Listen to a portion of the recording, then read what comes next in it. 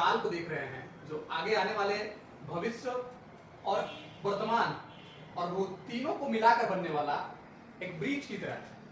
वर्तमान सत्ता में जेडीयू और बीजेपी दोनों ही सत्तारूढ़ पार्टी है, लेकिन जेडीयू के भविष्य पे प्रश्न चिन्ह बना हुआ है। जेडीयू के भविष्य निशांत यानी वर्तमान मुख्यमंत्री नीतीश कुमार के बेटे क्या अगले आने वाले सीएम के चेहरा या भविष्य हो सकते हैं? आज हम इस चर्चा में हमारे साथ जुड़े हुए हैं राजनीतिक विश्लेषक के रूप में सौरभ तिवारी जी। इनसे यही चर्चा का केंद्र रहेगा कि क्या निशांत आगे आने वाले या पार्टी का प्रमुख या बिहार के प्रमुख दोनों में से क्या बन सकते हैं, फर्क क्या है? और उसी बीच में एक और सवाल रहेगा, प्रशांत किशोर का भूमिका 2025 में क्या रहने वाला है? बहुत बहुत धन्यवाद मिश्रा जी, आपने बहुत सार्थक पहल सोशल मीडिया के द्वारा युवाओं को और अपने दर्शकों को जगाने का काम किया। मिश्रा जी, आपने जो प्रश्न सबसे पहला प्रश्न जो किया वो बिहार की जनता का एक स्वाभाविक प्रश्न है कि नीतीश कुमार अपनी कुर्सी किसे देंगे। तो जो प्रश्न है, यह प्रश्न इसलिए आज पूरे बिहार में हर लोगों के मनों में है क्योंकि उनका राजनीति थी, उनकी छवि थी कि वह परिवारवाद नहीं करते हैं। मतलब उनकी स्टार्टिंग हाँ, में जेपी मूवमेंट से नीतीश कुमार को निकले, वो आज के परिदृश्य में बदलाव तो है। बदलाव को बता रहे क्यों हुआ कि जब जेपी मूवमेंट में थे तो जेपी मूवमेंट में वह भारत की पूर्व रक्षा मंत्री जो एनडीए सरकार 2003 में थे जॉर्ज फर्नांडिस, तो जॉर्ज फर्नांडिस के विचारों से काफी प्रभावित थे नीतीश कुमार। और जॉर्ज फर्नांडिस राजनीति का फकीर कहे जाते थे। तो वो जो फकीरवाद वाला जो विचारधारा जो नीतीश कुमार के में आया था, वह विचारधारा जो था, उस विचारधारा को लेकर ही नीतीश कुमार लगातार बिहार की राजनीति में आगे बढ़ रहा है। जाता है कि जॉर्ज फर्नांडिस के ग्रुप से जेडीयू की शुरुआत जॉर्ज फर्नांडिस जी जी जी एकदम स्वाभाविक बात है। जेपी आंदोलन के बाद बिहार की राजनीति का एक बदलाव तो हुआ। जी जी जी देश लेवल पे कई ऐसे नेता, जिसमें लालू प्रसाद यादव गरीबों के नेता कहे जाने वाले, रामविलास पासवान, और यूपी में मुलायम सिंह यादव, नीतीश कुमार, कई ऐसे जो समाजवादी जो लोहिया के मानने वाले नेता थे, उनका जेपी आंदोलन के बाद हम ये कह सकते हैं जेपी आंदोलन के बाद राष्ट्रीय पार्टियों का पतन हुआ बिहार में और क्षेत्रीय पार्टी लालू और नीतीश जैसे लोगों ने बिहार को कब्जा कर लिया। ना तो जेपी आंदोलन के पहले लगातार राष्ट्रीय पार्टी कांग्रेस के इशारे पे बिहार राजनीति होती थी, लेकिन जेपी आंदोलन के बाद आपको देखने को मिलेगा कि क्षेत्रीय पार्टी की भूमिका बड़े भाई के रूप में हो गई और राष्ट्रीय पार्टी की भूमिका छोटे भाई के रूप में हो गई। तो आज का जो सवाल है क्या निशान, मैं उसी विषय पाना चाह रहा हूँ। तो जब दो बिहार की क्षेत्रीय पार्टी जेपी आंदोलन के बाद एक लालू जी के नेतृत्व में और एक नीतीश जी के नेतृत्व में दोनों पार्टी आगे बढ़ती चली गई। लालू जी की जो पार्टी 15-16 साल जो बिहार में राज किया, वह पार्टी में हमेशा आज तक वो सत्ता से 15-20 साल तक नहीं पहुंच, सत्ता से बाहर है, लेकिन आज तक उस पर परिवारवाद, जातिवाद और क्षेत्रवाद का उस पर दाग लगा रहा। हमेशा बोलता गया कि लालू के बाद क्या यादों में कोई नहीं था, तेज प्रतापी थे, तेजस्वी थे, और वो सवालिया निशान परिवारवाद की ट्रेंड खड़ा होता है, ट्रेंड बनता है। लेकिन ये तो कह सकते हैं ना, आज कई भारत की राजनीतिक पार्टियां जैसे क्षेत्रीय पार्टियां कहीं का भी हो, परिवारवाद तो चल ही रहा है। इसमें तो राजनीति के आपका बात में एकदम स्वाभाविक, आपकी बात में सहमत हूँ, लेकिन नीतीश कुमार के राजनीति में इसलिए शोभा नहीं दे रहा है कि मैंने आपका बात पहले जवाब देने से पहले मैंने एक विषय पे चर्चा किया था। मैंने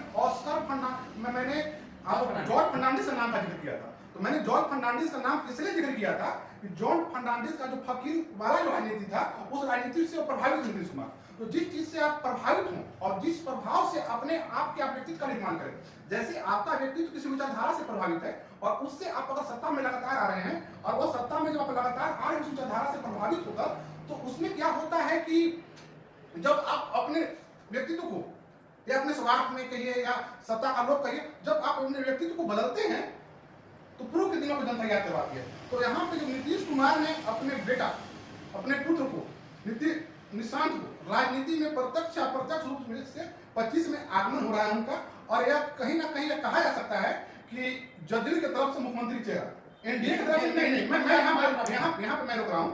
एनडीए की तरफ से इसलिए मैं नहीं कह सकता हूँ कि एनडीए कहीं ना कहीं जो मोदी जी का जो आप टेनोर देखेंगे, मोदी जी का टेनोर आप देखेंगे तो मोदी जी किसी भी राज्य में, या चुनाव चल रही है या चुनाव के बाद हो, किसी भी राज्य में आप लगातार को सीएम दिख रहा, शिवराज जी की सरकार को देख सकते हैं मध्य प्रदेश का, जो लगातार सरकार हैट्रिक मारी, लेकिन वहां पे सीएम का चेहरा स्पष्ट नहीं था। तो जब जहां पे लगातार बीजेपी सरकार मारी वहां पे चेहरा स्पष्ट नहीं है, तो बिहार में चेहरा स्पष्ट नहीं, एनडीए का चेहरा स्पष्ट नहीं, और नीतीश का चेहरा स्पष्ट है।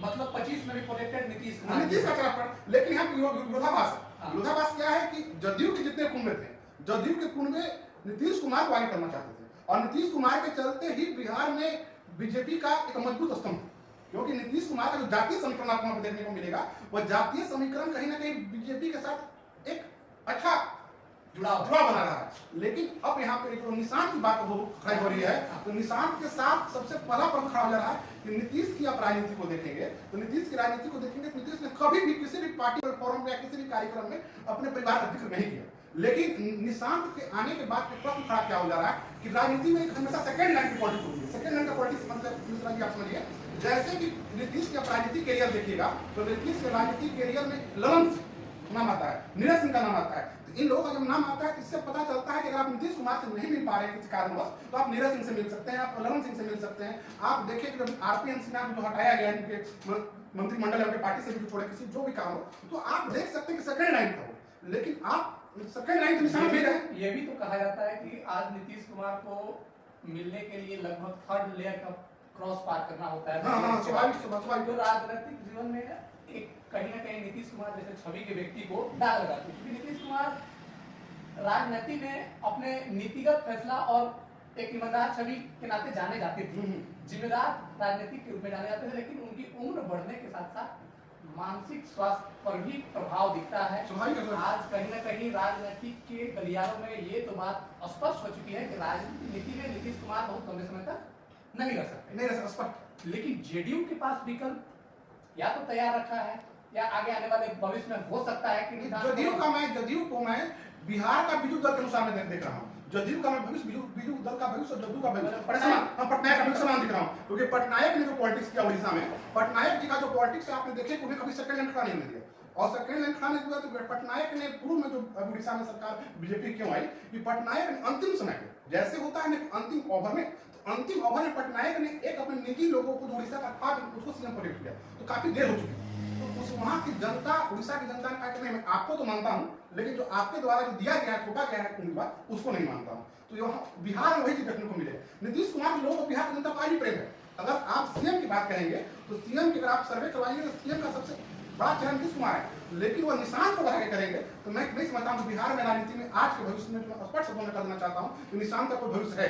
क्योंकि वहाँ एक प्रश्न में आप हमसे फिर पूछे थे कि वहाँ पे एक प्रश्न है कि प्रशांत किशोर का राजनीति में एंट्री, प्रशांत किशोर का राजनीतिक एंट्री को मैं आपको बताना चाहता हूँ। प्रशांत किशोर की राजनीति के 25 में जो बिहार की सीटें हैं उसमें कुछ खास बदलाव तो नहीं कर पाएंगे, लेकिन प्रशांत किशोर ने बिहार की राजनीति की दिशा दशा को बदला। जो बिहार की राजनीति कहीं ना कहीं दो ध्रुव में होती थी, जो किसी न किसी धार्मिक या जाति के भावनाओं में गुरबन थी, उसे प्रशांत किशोर ने एक नया विचार लाकर खड़ा किया। प्रशांत किशोर बिहार में 3 साल से जो ग्राउंड लेवल पे काम कर रहे हैं उसका प्रभाव तो देखने को मिलेगा। जिस प्रकार से प्रशांत किशोर ने बिहार में पैदल यात्रा किया, उस बिहार में पैदल यात्रा करने के परिणाम यह हुआ कि प्रशांत किशोर के बिहार की जनता हर घर में पहुंच गई। उसी को देखा देखी आप आईना उसका प्रभाव बताते हैं। उसका प्रभाव क्या मिला? उसका प्रभाव क्या मिला? देखिए कांग्रेस जो किसी ना किसी रूप से कन्हैया को बिहार में इसलिए आगे करना चाह रहा है कि कन्हैया से सोच रहा है कन्हैया से युवा वोटर को कुछ खींच सके। लेकिन आप देखिए जो कन्हैया का जो रोल मॉडल है या कन्हैया को बिहार की जनता के बीच जाने का जो रास्ता है वो कहीं ना कहीं प्रशांत किशोर के मॉडल का उपयोग कर रहे हैं। तो प्रशांत किशोर लगभग 2 सालों से पदयात्रा में तो जब उनके मॉडल का उपयोग कर रहे हैं तो आप समझ जाइए कि प्रशांत किशोर ना चाहते हुए भी बिहार की राजनीति में मुलाकात है, और वह कल आपको 25 की राजनीति में बहुत सीटों में आपको प्रभाव देखने को मिलेगा। अच्छा, प्रभाव मिलेगा, एकदम स्वाभाविक मिलेगा। आईना तो दिखाया है, एकदम आईना दिखाया है, वो स्वाभाविक आपको उसका प्रभाव मिलेगा ग्राउंड लेवल पे। बिहार ही भी पूरे देश के राजनीति में एक चर्चा का केंद्र तो है ही कि राजनीति हर परिपाटी से जो पहले से आता चला आ रहा है वही नहीं हो सकता है। समाजवाद, लोहिया और गांधीवाद के विचारधारा पे भी चल के किया जा सकता है। तो आज इस वीडियो में हम लोग यही कार्यक्रम का एक टॉपिक था कि निशांत आने वाले भविष्य में बिहार के राजनीति में क्या उनका रोचक कार्यक्रम या मार्ग रह सकता है। लेकिन एक छोटा सा बात को लेकर इस वीडियो को समाप्त करता हूं, क्योंकि राजनीति में बिहार और नीतीश कुमार का जिस शब्दावली में जिक्र है वो एक दूसरे से मिलता जुलता है, पूरक शब्द है। नीतीश के बेटे निशांत वहां फिट बैठेंगे कि नहीं बैठेंगे, लेकिन ये तो साफ हो चुका कि आने वाले भविष्य में 2025 के मुख्यमंत्री का चेहरा नीतीश कुमार ही रहेंगे। धन्यवाद।